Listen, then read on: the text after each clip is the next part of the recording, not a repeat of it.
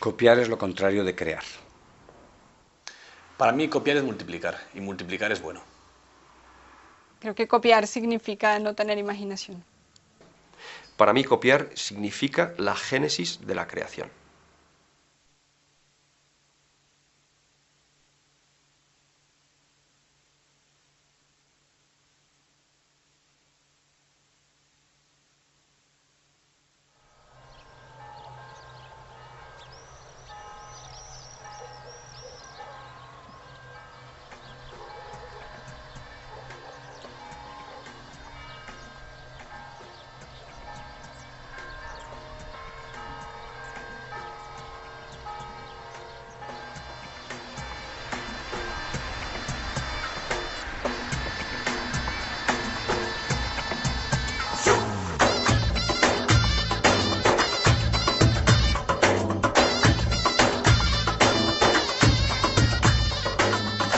Me llamo Hassan Hashem, yo soy libanés, del Líbano.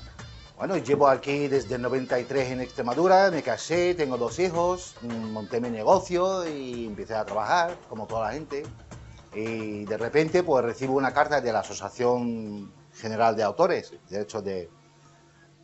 La SGAE ha comprobado que en su establecimiento se viene haciendo uso de obras musicales o audiovisuales para la explotación o amenazación del mismo. Yo aquí, ¿qué quiere que te diga? No he visto a nadie y aquí lo que tengo es lo que hay, y usted lo va a ver y es lo que hay.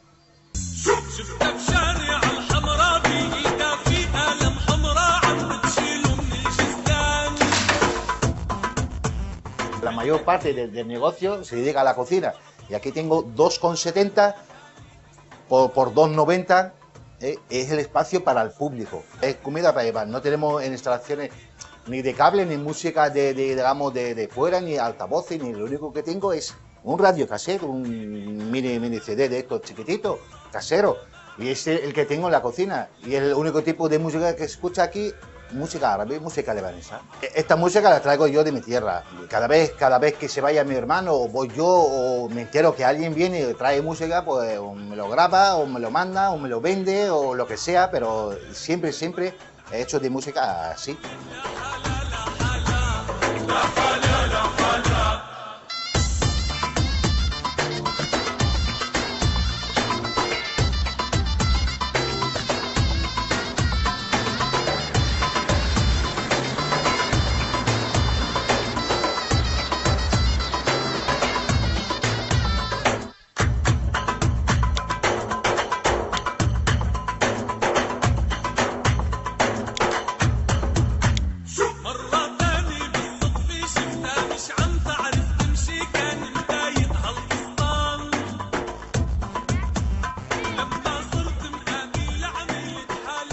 Viendo la situación en este pueblo extremeño, está claro que la propiedad intelectual y los derechos de autor están presentes en nuestra vida diaria.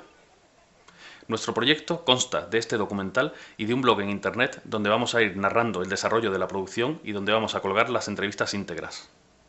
También hemos decidido no solo hablar de estos temas, sino experimentarlos, con lo que vamos a intentar licenciar el documental con una licencia distinta del copyright. Una licencia que nos permita colgar el documental en internet para que todo el que quiera pueda visionarlo, descargarlo y copiarlo libremente. En el documental también vamos a narrar el proceso de conseguir esa licencia. Vamos a ver si al final podemos hacerlo.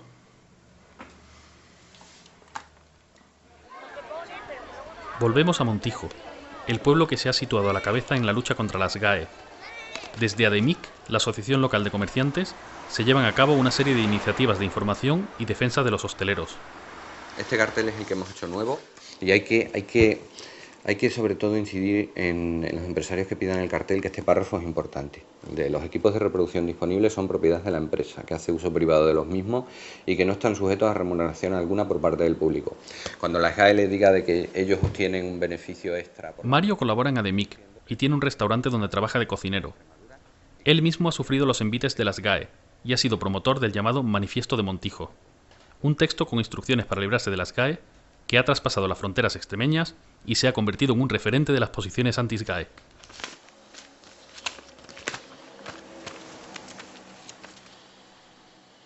haciendo uso del repertorio de GAE, ¿vale? La calzada.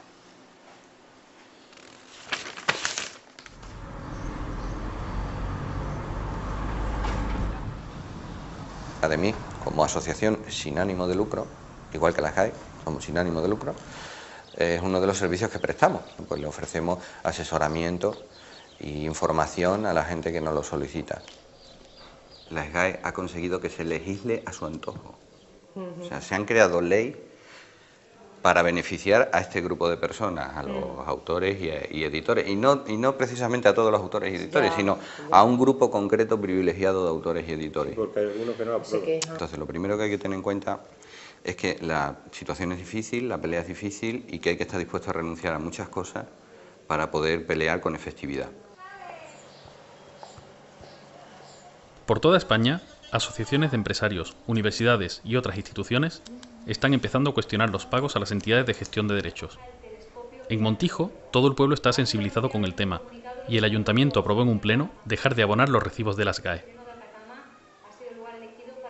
Bueno, yo espero que por simpatía otros ayuntamientos dejen de pagar a la SGAE. ¿Y SGAE qué puede hacer? ¿Demandar a todos los ayuntamientos de España? Bueno, veremos si se admite a trámite esa demanda. La cuestión es forzar el debate y forzar el cambio en la legislación. Y para forzarlo a veces hay que tomar medidas tan drásticas como esa. Todo el mundo ha oído hablar de las GAE y a nadie le resultan desconocidos términos como canon digital, entidades de gestión o derechos de autor. Pero, ¿qué es exactamente la propiedad intelectual? La propiedad intelectual es el conjunto de derechos que regula la protección de las creaciones del ser humano. Se divide en dos tipos: la propiedad industrial, que protege a marcas y patentes, y los derechos de autor, que protegen a las creaciones artísticas, que son de los que nos vamos a ocupar. Según la ley española, son objeto de propiedad intelectual todas las creaciones originales literarias, artísticas o científicas, incluyendo libros, obras dramáticas y traducciones, composiciones musicales, obras cinematográficas, obras de pintura, fotografía y escultura, proyectos arquitectónicos y de ingeniería, y programas de ordenador. La ley distingue distintos tipos de derechos de autor. Primero tenemos los derechos morales, que serán siempre del autor, como el reconocimiento de la autoría o el respeto a la integridad de la obra. También tenemos los derechos de explotación, que son transferibles, como los derechos de reproducción o los de difusión pública. La ley determina también la duración de esos derechos de explotación. Es lo que se conoce como copyright. Actualmente la ley reconoce la protección de una obra hasta 70 años tras la muerte del autor, pasando esta entonces a dominio público. ¿Pero de dónde vienen este sistema y esta duración? Aunque por entonces legalmente no tenía dueño, la cultura se encontraba encerrada en los monasterios. Pero en 1439 Gutenberg inventó la imprenta, y esto lo cambió todo. La cultura empezó a circular.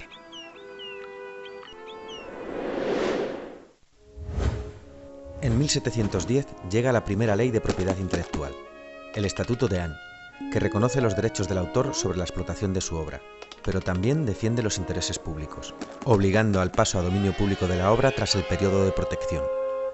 Tenía entonces una duración de 14 años, más otros posibles 14. Desde entonces, el desarrollo tecnológico ha ido posibilitando formas de copiar y difundir la cultura cada vez más rápidas y efectivas, y las duraciones del copyright han ido ampliándose sin cesar. 1710, 28 años. 1831, 42 años. 1909, 56 años. 1976, la vida del autor, más 50 años. Y llegamos a 1998.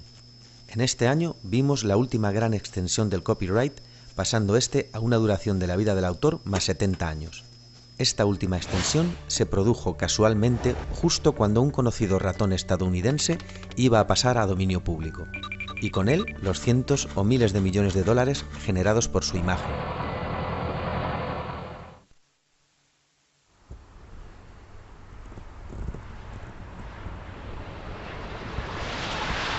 Para conocer los distintos tipos de licencias que existen, vamos a Barcelona, a ver a Ignasi Labastida, profesor en la universidad y representante en España de Creative Commons, que es uno de los sistemas de licencias más conocidos del mundo. Ignasi nos va a ayudar a escoger la licencia adecuada para nuestra película.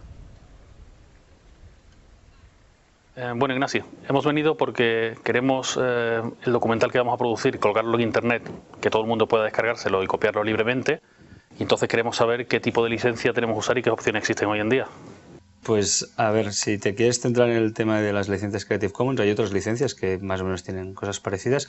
Tienes que tener claro primero que todas las licencias, las 6 que se ofrecen actualmente, permiten justamente la copia, reproducción, la distribución y la comunicación pública, siempre que no se busque una finalidad comercial. Entonces, si pones una de estas licencias, tú estarás autorizando justamente a que se pueda copiar el documental y que se pueda distribuir.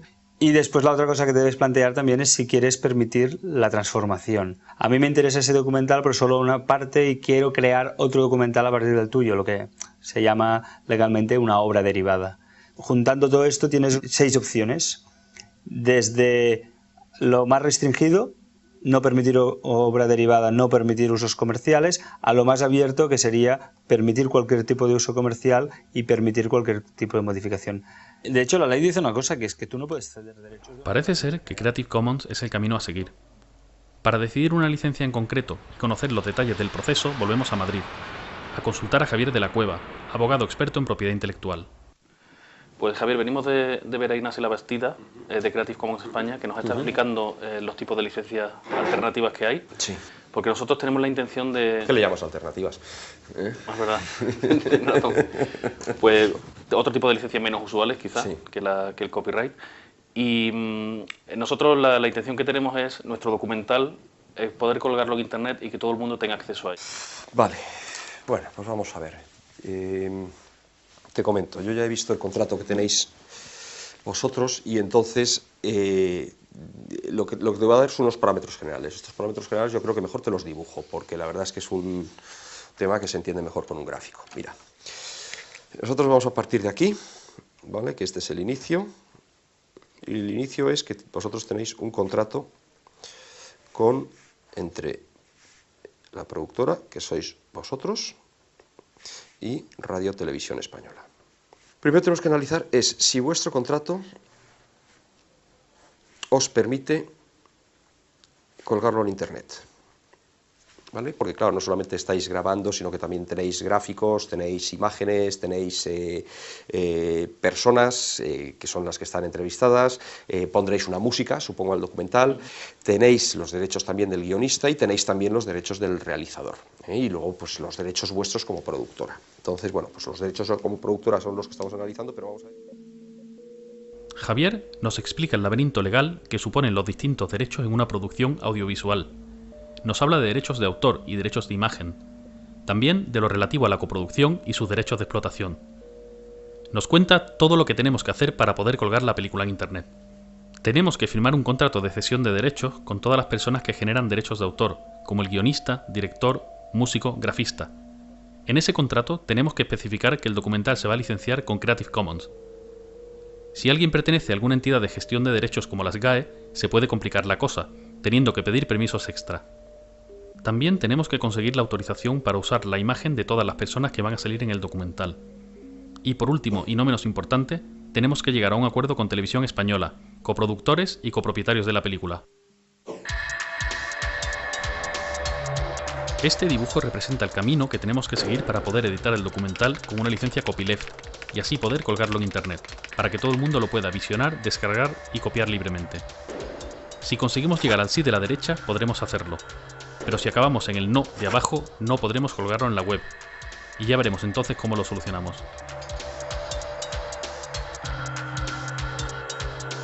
La llegada de Internet y la copia digital ha supuesto un gran aumento del fenómeno del intercambio de archivos, también denominado por algunos sectores con el nombre de piratería. En los últimos años, las ventas de CDs y DVDs han descendido considerablemente. Nuevas formas de consumo se van abriendo paso. La industria de la música y el cine está sufriendo ya grandes cambios, y la industria editorial, ante el crecimiento del libro electrónico, tiene la revolución ante sí. El cine es el sector más afectado por la llamada piratería. No dispone de los sistemas de protección anticopia del software, ni tampoco hay todavía alternativas de producción y comercialización, como las surgidas en el sector de la música. Si alguien tiene la posibilidad de descargarse una película totalmente gratis, provoca un efecto muy curioso, que es el cambio en la percepción del valor del cine. Porque lo que tenemos que tener claro es que el cine no puede ser gratis. La gente que hemos trabajado en cine y hemos trabajado en producción y hemos trabajado en películas, sabemos que hace falta mucho esfuerzo de mucha gente durante muchos meses para poder realizar una película. El objetivo mío particular, y es lo que yo quiero implantar en nuestra compañía, es que al final los cines se convierten en un destino de entretenimiento digital. Poder proyectar no solamente películas, sino que podemos proyectar documentales, podemos proyectar fútbol en directo, podemos proyectar óperas, como estamos haciendo ya. Lo que es un hecho es que en vez de ir más gente al cine, con la oportunidad que supone Internet, se ha reducido la asistencia a las salas y se ha reducido el alquiler y la compra de DVDs. Y de una forma dramática. Estamos hablando de un sector que se ha reducido a menos de la mitad en 4 años. Esperemos que los cines continúen existiendo, pero creo que a estas alturas ya es seguro que gran parte de la explotación del cine se hará a través de Internet. Filmoteque es uno de los portales de visionado de películas en Internet de referencia en España. Por un precio de entre 1 y 2 euros se puede ver una película en el ordenador.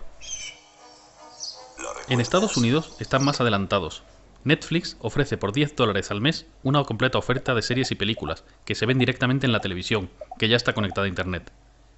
El catálogo de Netflix es inmenso y está bien ordenado, comparado con los portales que se pueden encontrar en España.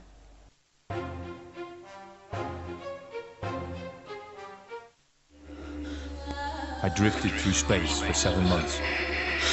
Lost. La producción cinematográfica se ha vuelto muy difícil. El modelo basado en exhibición en salas y venta de DVDs parece acabado, y los servicios de venta o alquiler de contenidos por Internet están empezando. Hacen falta nuevos modelos de negocio. ¿Stan?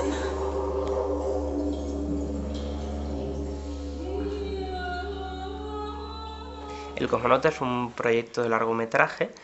Era un sueño que queríamos hacer, era, digamos, la historia ideal para apostar por ella y para perder tiempo en ella. Y básicamente es una propuesta para renovar o solucionar ciertos problemas que vemos en la industria de manera bastante innovadora en cuanto a la financiación, la producción y la distribución. El modelo de negocio del Cosmonauta se basa en hacer participar al público en el proyecto y así fidelizarlo antes de producir la película. En vez de ser un mero espectador, por 2 euros puedes convertirte en productor. A esto se le suman otras fuentes de financiación, como el merchandising, fiestas y patrocinios de marcas. En el Cosmonauta están usando el valor de su marca como un criterio de financiación, y así poder vender derechos de emisión a televisiones y cines con un público ya prácticamente asegurado, además de vender los múltiples productos derivados. Es un proyecto transmedia. El punto central es un largometraje, pero alrededor de él hay otros contenidos desarrollados para móvil, para libros, para texto, videojuegos, etc.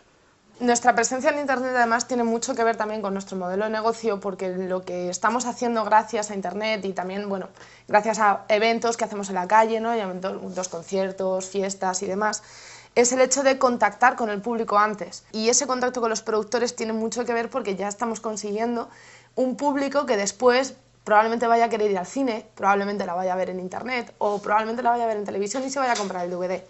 Entonces, eso es también una cosa muy buena que nos dan nuestros productores. Que bueno, que nuestros productores lo que se convierten en productores cuando a partir de 2 euros compran un welcome pack. O sea, la aportación mínima son 2 euros y lo que se llevan es un certificado de productor donde personalizado con su nombre, un número de sorteo además, que sortearemos uno de los 2 trajes de cosmonauta auténticos que tenemos. Se llevan un par de pegatinas y una chapa.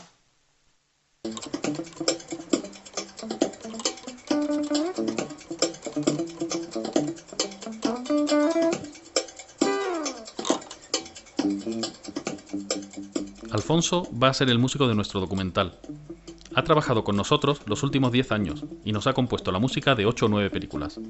Él está de acuerdo en colgar el documental en Internet y gustosamente nos da permiso para usar su música, que estará también disponible en la red de una forma gratuita para todo el que quiera. A mí es que me parece lo más natural del mundo. ¿Sabes? Yo no, igual que a lo mejor he comentado que sí, que creo que alguna parte de mis derechos cuando están como estamos hablando, en Telecinco y están poniendo una canción mía me tiene que llegar, veo igual de natural el que se hagan trabajos, obras, creaciones para que estén directamente colgadas en la red y que vayan por una vía directa y libre de pasar por la sociedad de autores o por ningún lado. Alfonso es músico profesional y además de componer bandas sonoras, toca la guitarra y actúa en directo con cierta frecuencia. Tiene 3 grupos: Desechos, que es el más rapero, Wakame, de pop japonés, y también colabora con Mariam Hassan, una cantante saharaui. Como la inmensa mayoría de los socios de las GAE, Alfonso es un trabajador de la música y poco tiene que ver con las grandes estrellas. Ahora mismo no sabemos si el mismo Alfonso puede legalmente colgar su propia música en Internet, sin generar derechos de autor. Las GAE podría reclamar un pago a la página web que aloje los archivos. Según el contrato de coproducción que tenemos con Televisión Española, no podemos colgar el documental en Internet. Les hemos propuesto licenciar el documental en copyleft y les hemos enviado información sobre Creative Commons. Estamos esperando su respuesta. La vía del derecho a la propia imagen no parece problemática e iremos recabando permisos mientras grabamos. En cuanto a los derechos de autor, el realizador, guionista, la grafista y el traductor de subtítulos no son problema. Al pertenecer nuestro músico a las GAE, podríamos tener alguna complicación. Pues tenemos que hablar con el abogado.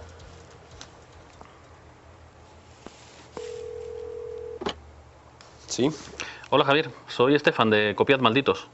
Hombre, ¿cómo andas, Estefan?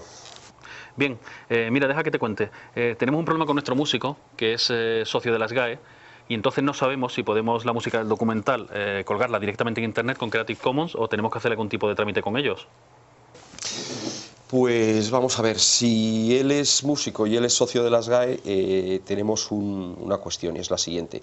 Él, por contrato, lo que habrá es cedido a las GAE precisamente una serie de derechos que son pues los de poner una obra a disposición, la comunicación pública, pues por ejemplo el tema de los bares o el tema de las radios o el tema de la televisión, ¿no? Sí.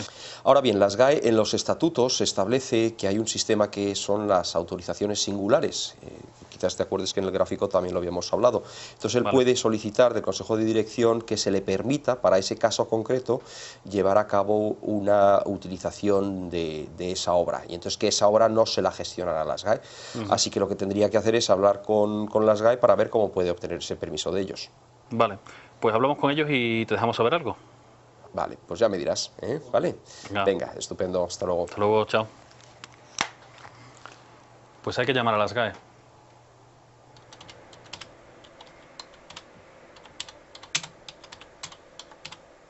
Tras varias llamadas y una visita a las GAE, nadie en el departamento de socios sabe decirnos el procedimiento a seguir. Así que, siguiendo las indicaciones de nuestro abogado, les hacemos una petición formal conforme a los estatutos de la sociedad.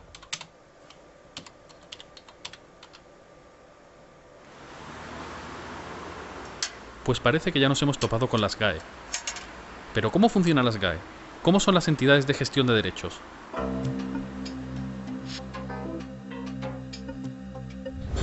La Ley de Propiedad Intelectual obliga a la gestión colectiva de los derechos de autor. Esto significa que un autor no puede recaudar directamente sus derechos, solo puede hacerlo a través de una entidad de gestión. En España hay 8 entidades de este tipo. La más conocida y la mayor es las GAE, que representa a músicos y editores.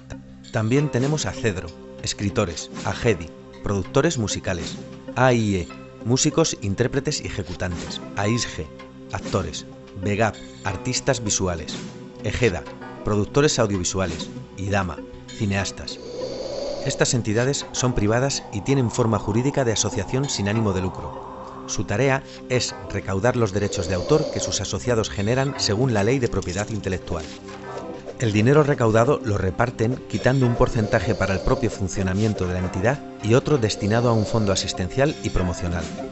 La Ley de Propiedad Intelectual reconoce también el derecho del autor a recibir una compensación equitativa por copia privada, conocida como el canon digital. Las entidades de gestión reparten el dinero en base a estudios propios que hacen de acuerdo con la difusión y uso de las obras de sus representados. Para escuchar la verdad del eufemismo de llamar canon al acto de robar. Es que los artistas progres que son socios de las GAE los describiría como fascistas según la acepción de la RAE. Las GAE es la entidad de gestión más grande y más célebre. Tiene casi 100.000 socios y en 2009 ingresó 316 millones de euros. En los últimos años, la SGAE se ha convertido en el blanco de todo tipo de críticas y actualmente es una especie de archienemigo de activistas de la red, internautas e incluso algunos ayuntamientos y universidades que se han negado a seguir pagando. Las mayores críticas que recibe la SGAE son las relativas a su agresiva política recaudatoria, su falta de democracia interna y la poca transparencia en el reparto de sus fondos. Pon ladrones en Google y verás lo que te sale. ¡Pum! Uno de los defectos que tiene la SGAE es que en los años 80, creo Teddy Bautista reformuló la SGAE e introdujo los editores. Entonces, primer problema de la SGAE, que es un sindicato vertical. Y nosotros pensamos que autores tienen que estar de un lado y los editores tienen que estar de otro lado.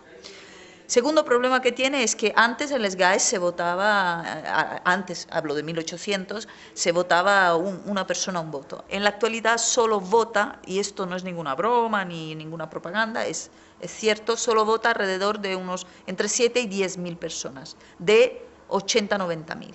¿Qué es lo que pasa? Pues que entonces hay cerca de 100.000 autores que no todos viven de su trabajo.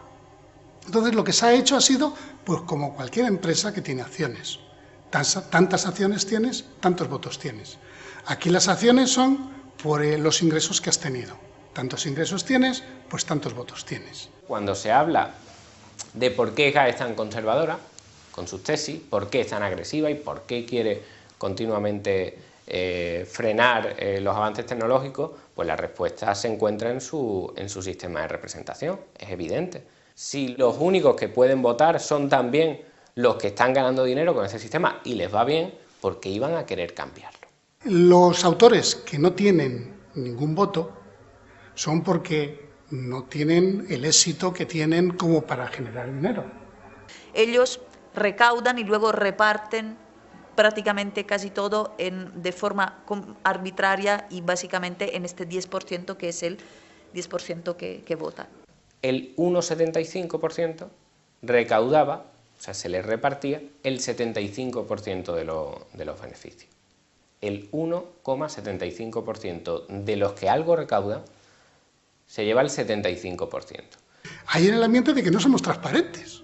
Pero bueno, pero si es que ya no podemos publicar más. Ya lo único que tenemos que hacer es, pues, no sé, publicar con nombre y apellido lo que cobra cada uno, cosa que no puede hacer por la ley de protección de datos personales. Simona pertenece a ex-SGAE, un colectivo barcelonés que difunde información sobre cómo librarte de la SGAE. A ex-SGAE se le unen decenas de grupos y miles de activistas que entienden que la propiedad intelectual debe ser gestionada de otra forma. Trabajan incansablemente para cambiar el actual sistema de gestión de derechos por uno más justo y transparente. Quieren reformular el concepto de cultura, que a menudo se entremezcla con el de entretenimiento y demasiadas veces con el de comercio. Hay una ley en este país, y no solo en este país, que dice que los únicos que pueden recaudar los derechos de autor en las televisiones, y en otros casos también, son las entidades de gestión. Y lo que pasa es que luego, en teoría, deberían repartirlas a los que tienen los derechos de autor. Esta performance de Leo Bassi era para decir a la industria que no pagaremos el pato, que la industria del entretenimiento que no se quiere reconvertir. Vamos a seguir aquí todavía un rato para contaros lo que está haciendo la ministra de Cultura en el Congreso de la Industria Cultural, justo aquí a unos pocos metros.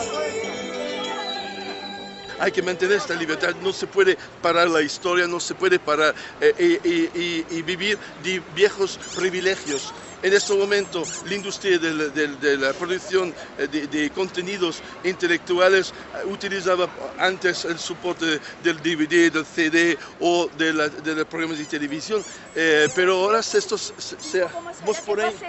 Ah, que el tráfico, perdona. ¿Sabéis que como payaso yo no puedo en ninguna de mis actuaciones citar una marca de un producto que existe? Por ejemplo, yo no podía hacer un chiste o una broma utilizando la marca McDonald's o utilizando una marca Apple, los ordenadores. No puedo, porque hay un riesgo de un pleito por utilización de marcas de propiedad privada, marcas industriales. Llegamos al paradoja que yo he podido hacer un espectáculo con el Papa de Roma, el Ratzinger, y vestirme de Ratzinger y contar chistes contra Ratzinger, que es la libertad de poder hacerlo, pero yo no puedo contar un chiste o hacer algo utilizando el nombre, digo McDonald's, y puede ser cualquier otra marca.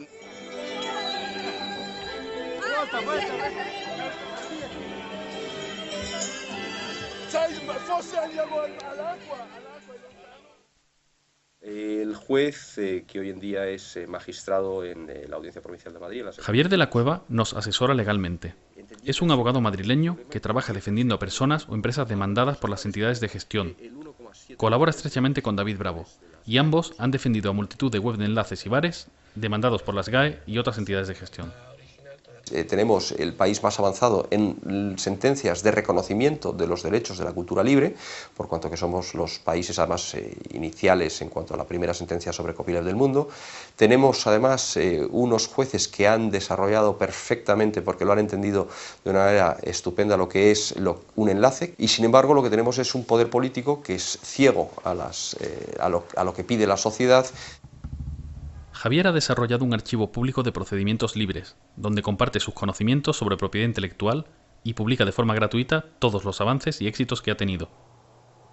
David Bravo y otros abogados colaboran en esta tarea, y todos intercambian libremente sus experiencias. Es el copyleft aplicado al derecho.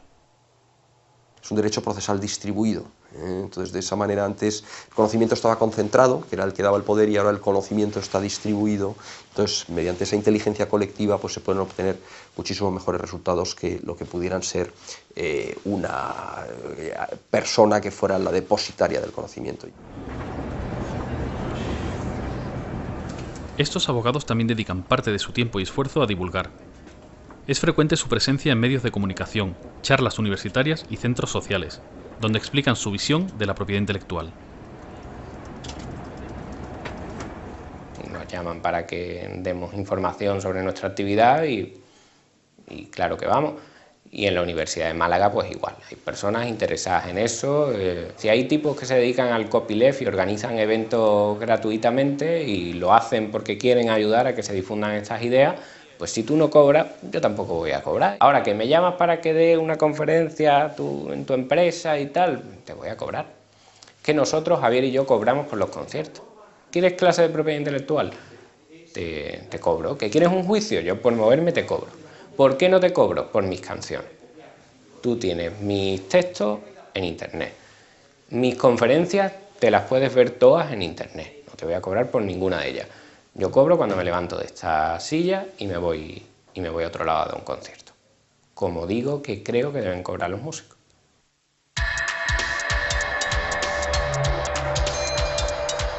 Hemos conseguido los permisos de cesión de imagen de los participantes. Alfonso ya solicitó un permiso especial para que la música del documental no sea gestionada por las GAE y así poder colgar la película en internet. Seguimos esperando respuesta. Con Televisión Española hemos revisado el contrato y vamos a editar el documental con una licencia de Creative Commons. Yo he vendido discos, se vendían discos, es decir, unas cantidades aceptables, incluso he llegado a vender cinta de cassette, que salió el primer disco que tuve. Los discos se colocan en las tiendas, los colocan, que los tiene la distribuidora, que es otra parte del engranaje, ¿no? También. Y quitando en algún caso, se suelen devolver casi todos en nuestro caso. Pero sí, quizás por curiosidad, más que pues se baja música, se escucha. ¿Que cómo lo veo? Esa es la pregunta del millón. Yo veo que es algo imparable. Creo que es una cosa imparable en el sentido que vivimos, en el mundo que vivimos y con la tecnología que vivimos. No creo que a millones y millones de chavales de 12 a 16 años y más les puedas en cualquier lado del mundo convencer de que una cosa que tienen al alcance de la mano con un botón esté prohibida.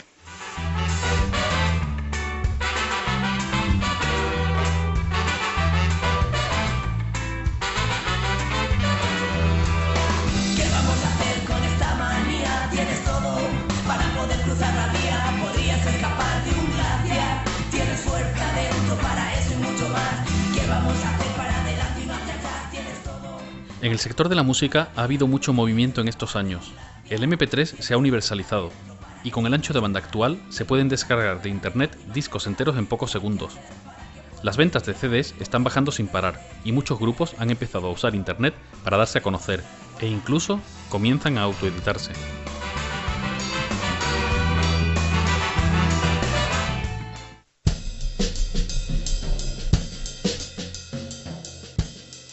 Mi oficina, mi net label, ¿no? Mi sello, y no hace falta mucho más. El ordenador, la conexión a internet, y ahora lo he ordenado un poquito. La verdad es que normalmente esto está mucho peor, sobre todo por las cajas de los discos, que aquí tengo unas cuantas, las que necesito más a mano, si tengo que enviar algún disco. Aquí hay unas cuantas, pero como en todos los sellos pequeños, casi todo el mundo tiene cajas debajo de la cama, en casa de sus padres, en un armario maletero, porque claro, los discos la verdad es que los sacas, pero bueno, se venden poco. Y no se necesita mucho más, salvo echarle muchas horas, la verdad. Por un lado tengo la web del sello, donde voy alimentando cosas sobre los grupos, sus biografías, las noticias, demás. Y por otro lado, que me lleva bastante tiempo más, es una tienda online. Y luego también me dedico bastante a subir los discos, por ejemplo, a Last.fm o a Archive o ahí donde veo que el disco va a llegar a más gente, bueno, pues lo subo. Yo creo que las net labels están para otra cosa. Están para que la música llegue al mayor número de personas posibles y de la manera más barata posible. Y si esa manera es gratis, mejor. Pero no lo puedes ver como un negocio, no tendría sentido, porque para hacer negocio ya están ellos.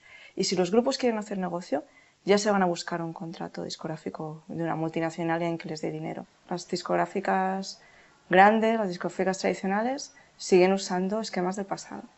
Y funcionan, pues eso, de una manera que Internet ha cambiado las reglas del juego.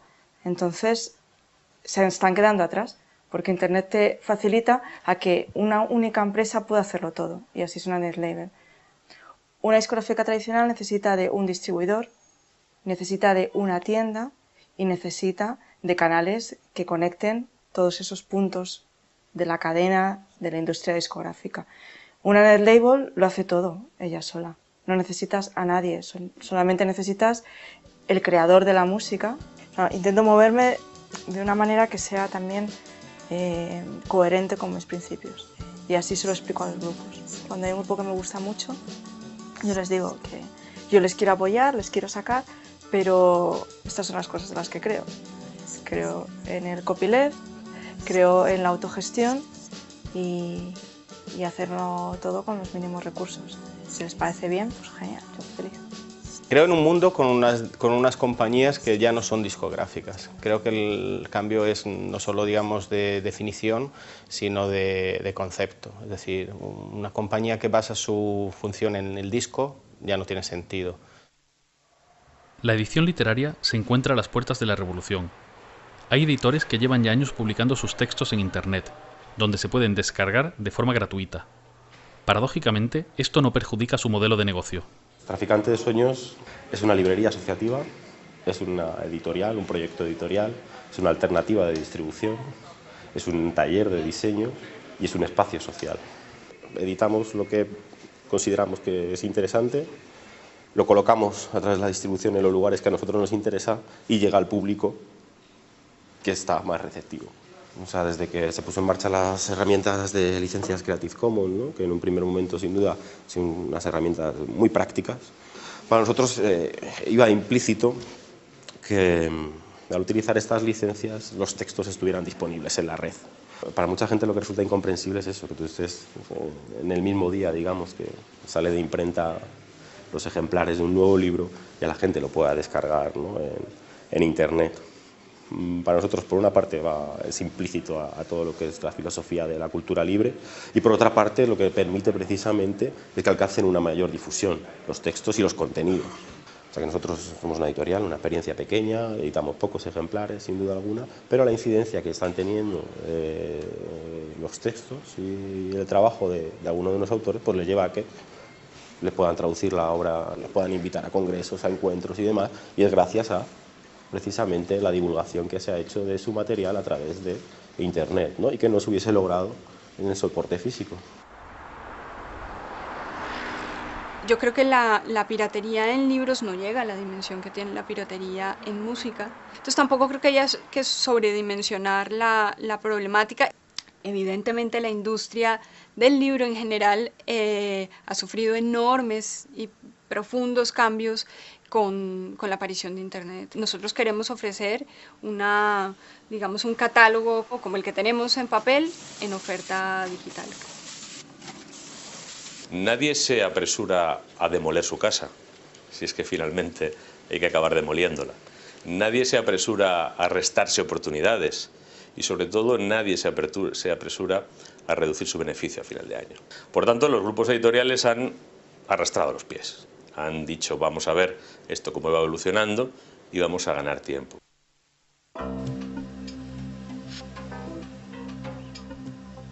Estamos viviendo un rápido cambio legislativo en torno a la propiedad intelectual. Las leyes van más lentas que el desarrollo tecnológico y la propiedad intelectual tiene cada vez un mayor peso en la economía. Se están desarrollando nuevas formas para reforzar el control. En España está en estudio una reforma de la Ley de Propiedad Intelectual. Además, la Ley de Economía Sostenible, también llamada Ley Sinde, contempla el corte a páginas web que supuestamente infrinjan la propiedad intelectual. Lo más polémico de esta ley es que los cortes se harían sin consultar con un juez. Pues evidentemente las leyes no responden a la situación actual. Luego ahí los legisladores son los que tienen una responsabilidad. Lo que hacen los legisladores se traduce directamente sobre la forma de vivir que tienen los autores y la remuneración que tienen por el uso de sus obras. Y la ley Sinde, que se presta tanto al recorte de derechos fundamentales como el de libertad de expresión, sin embargo no conseguirá los efectos presuntamente pretendidos, que es que el intercambio de archivos descienda de forma sensible. Yo creo que la única manera de que la industria detenga completamente la copia, ellos dicen ilegal, yo digo la copia libre en Internet, es convirtiendo Internet en un estado policial y por ende la sociedad.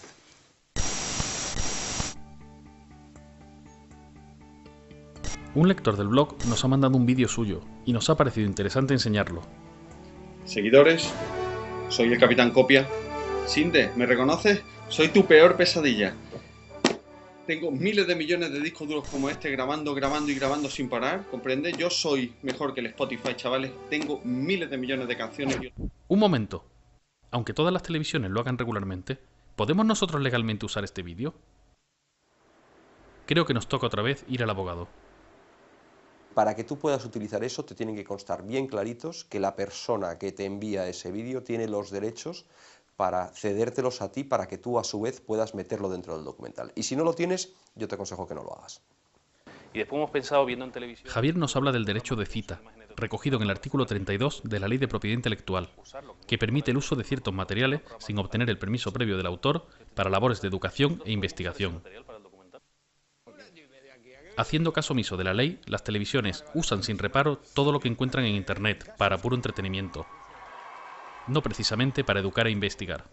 Hemos encontrado un vídeo en Internet que nos tiene todos locos. Han juntado una canción de Encarnita Polo que no conozco ni yo, la que se llama Paco, Paco, Paco, de mi Paco, Paco, Paco. Con un videoclip de Beyoncé lo han juntado. Y es una idea maquiavélica, pero encaja. ¡Qué curioso!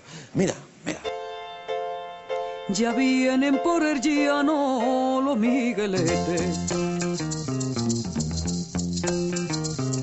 Los migueletes ya vienen por el llano, ven acá primo y siéntate aquí. Esa recolección y transformación de cualquier contenido que se encuentre en Internet se ha convertido en un fenómeno habitual en nuestros días.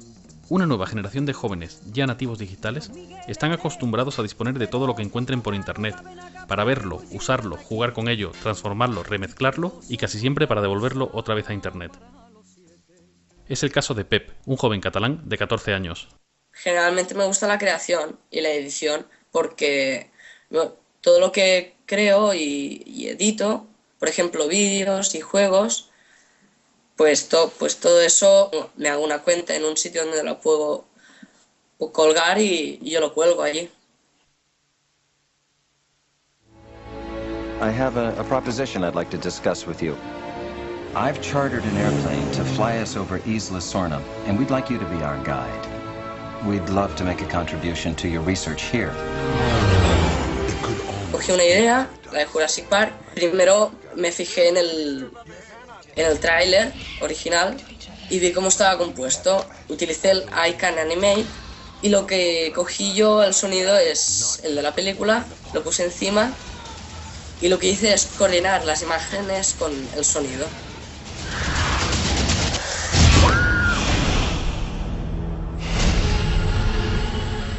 ¿Y la propiedad intelectual? ¿Y los derechos de autor? Pep dice que en el colegio nunca le han hablado de esos conceptos, y sobre el uso que él hace de material protegido que consigue en internet, tiene una muy buena explicación. Pues la verdad es que yo en ese momento no sabía nada de derechos de autor. Todo lo que hacía cogiendo cosas de otros estudios, de otras personas, era ilegal. Pero yo no cobro por eso. O sea, es como legal e ilegal a la vez. Estaría muy mal coger imágenes de otra persona para ganar dinero. Pero a ver, lo que no me parece mal es que utilices esas imágenes o sonidos, pero sin que ganes dinero. Creo que las llamadas industrias culturales tienen que empezar a comprender a personas como Pep, que son sus futuros clientes. Eso sí, tienen también que asumir que Pep nunca va a comprar música en CD y probablemente tampoco una película en DVD.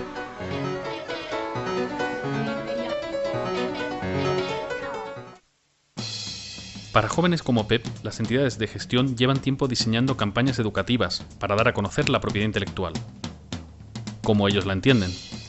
Educar para Crear es un programa educativo que hizo Cedro con otras instituciones, dedicado a la escuela, con el fin de que se incluyeran en el currículum de las escuelas algún capítulo sobre derechos de autor de una manera fácil y sencilla. Si ves los vídeos de Educar para Crear, que están ahí libremente expuestos, te das cuenta de cuál es la educación que se está dando. Hay un vídeo donde el profesor pregunta, bueno, ¿y qué pensáis de la copia privada? ¿Qué pensáis de la copia privada? Y dice un niño, que supongo que la respuesta era correcta porque para eso aparece en el vídeo, dice, no, me parece muy mal, todo original. ¿Parece bien que los usuarios puedan hacer copias privadas? No, para nada. O sea, lo que tendría que ser es todo original.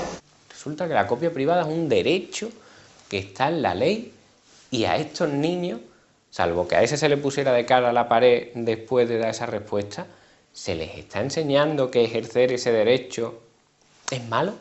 Es que esto ya lo que nos está dando es la moral de este tipo de gente. Es que no tienen ningún tipo de mirada hacia el otro. Es que les es igual, manipulan niños, manipulan personas, da igual, todo por y para su pasta. Y no hay otra cosa en la vida que es su pasta. Y es todo por la pasta. Entonces, vamos a ver, ¿pero qué sociedad podemos construir con estos señores que mandan? Yo soy el capitán clonado, dueño de todo, porque todo es mío. Tú has creado algo, me lo quedo. Tú has inventado algo, un libro, un videojuego, una canción, pues me lo robo. Lo que hace se llama piratería. Esto es un acto delictivo. Vamos a ver, si desde hace 5.000 años a los niños les estamos obligando a copiar la caligrafía, ¿cómo ahora les vamos a decir que es que copiar es malo? Entonces, verdaderamente, ver a aquellos niños siendo utilizados y diciendo yo soy pirata malo porque estoy copiando, pero ¿cómo se aprende a escribir más que copiando? ¿Cómo se aprende un idioma más que copiando? Original. Yo cuesto más barato, hasta no cuesto nada si me descargas de internet. Sé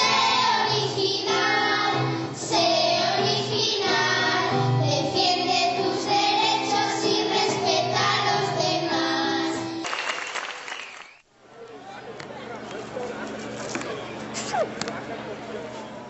Hasta ahora, el significado de cultura siempre me ha parecido que de cierta forma iba ligado al de comercio. Todo lo relativo a la gestión cultural, subvenciones o ayudas, legislación y las propias entidades de gestión de derechos se basan en una cultura que genera beneficio económico, una cultura comercial. Y muchas veces las llamadas industrias culturales son de facto industrias del entretenimiento. Pero una gran parte de los productores de cultura realizan su tarea de una forma no profesional o incluso altruista. No hay más que pensar en qué porcentaje de escritores viven de las ventas de sus libros, por no hablar de los músicos.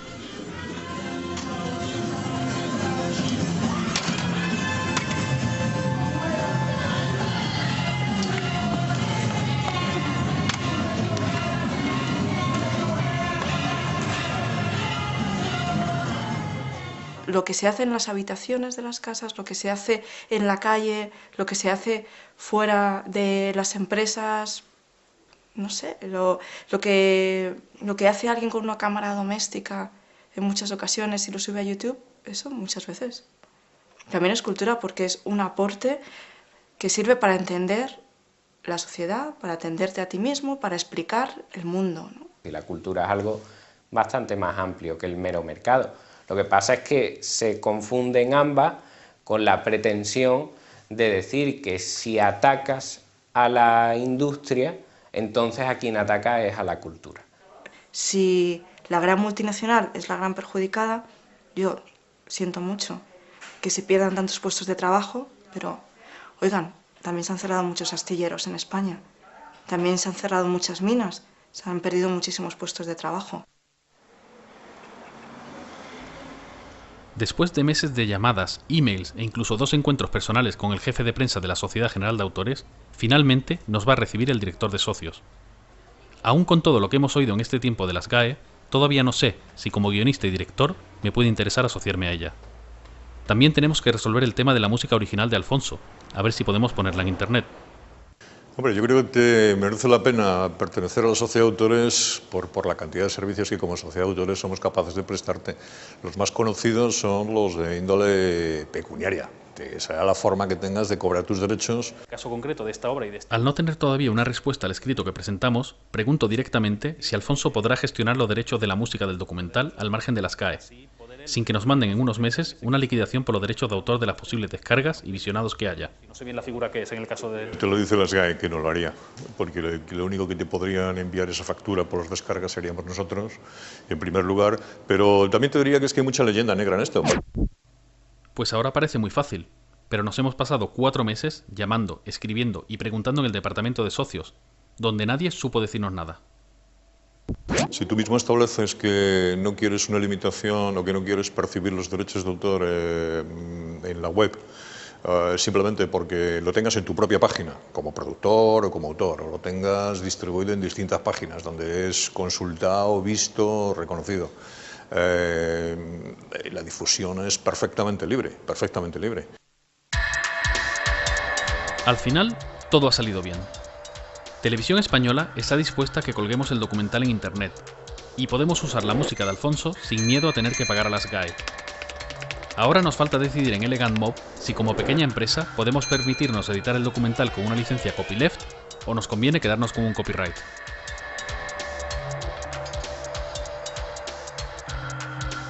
En cuanto a mí, las GAE no me ofrece la flexibilidad que yo desearía en la gestión de los derechos de mis obras, y no reconoce otro tipo de licencia que no sea el copyright. Tengo también alguna duda sobre los sistemas de reparto, y además nunca podría participar en las asambleas, con lo que nadie me escucharía. Las operaciones inmobiliarias más o menos relacionadas con el proyecto Arteria tampoco me hacen mucha gracia. Así que de momento no me voy a asociar a las GAE, aunque ello signifique que no voy a cobrar los derechos de autor que me correspondan. No hay que ser alarmista, decir, uy, qué mal lo hemos hecho, esto se hunde, se acaba. No, se acaba no, seguro que cambia, seguro. Pero acabarse no se va a acabar, porque la gente va a querer seguir teniendo acceso a contenidos culturales, sean películas, sean discos. Si no consigues generar ingresos con la creación de una obra artística, no te vas a dedicar a ello. Nadie se va a dedicar a crear, a generar contenidos. Estamos en un momento en el cual parece que el mundo se acaba, que no va a haber manera de ganar dinero con la cultura, pero yo no creo que sea así. Yo creo que estamos en un momento de transición y que como toda transición llevará a un modelo nuevo de explotación y un modelo nuevo de relación entre los creadores, la industria cultural y los consumidores de información. Yo creo que Internet, que está creando problemas a otros niveles, como la pedofilia y en otras cosas, pues bueno, pues está, no por el hecho de ser una nueva tecnología es buena. En algunos momentos pues habrá que normalizarlo. A estas empresas, que lo que hacen es, se dedican sistemáticamente a vulnerar los derechos fundamentales de los ciudadanos, lo que hay que hacer es quebrarlas económicamente, que no tengan recursos para seguir haciendo de lobby. Hay música, hay más música que nunca, ¿no? Hay más gente, más bandas, más gente tocando instrumentos. Pero vamos, yo creo que la música va hacia adelante y por mucho tiempo, claro. Pues al final casi lo hemos conseguido. De acuerdo con Televisión Española, vamos a licenciar el documental en Creative Commons y vamos a colgarlo en internet para que todo el que quiera pueda visionarlo, descargarlo y copiarlo libremente. Nosotros en Elegant Mob pensamos que en este momento y en este caso es más positivo una distribución a través de internet que proteger el documental con un copyright. Desde las tablillas de arcilla de Mesopotamia de hace 5000 años hasta el último bestseller ya en el siglo XXI, siempre ha habido un escritor y un lector. Siempre habrá un autor y un espectador. Si algo he sacado en claro de toda esta historia es que la cultura nunca va a desaparecer, pero necesitamos que la propiedad intelectual se flexibilice y se actualice a los nuevos tiempos. Las llamadas industrias culturales y los intermediarios han ido cambiando a lo largo de la historia, y ahora con Internet toca otra gran evolución. Tenemos que entender que las cosas pueden cambiar, decrecer, evolucionar o incluso desaparecer, y eso no es algo que sea necesariamente malo.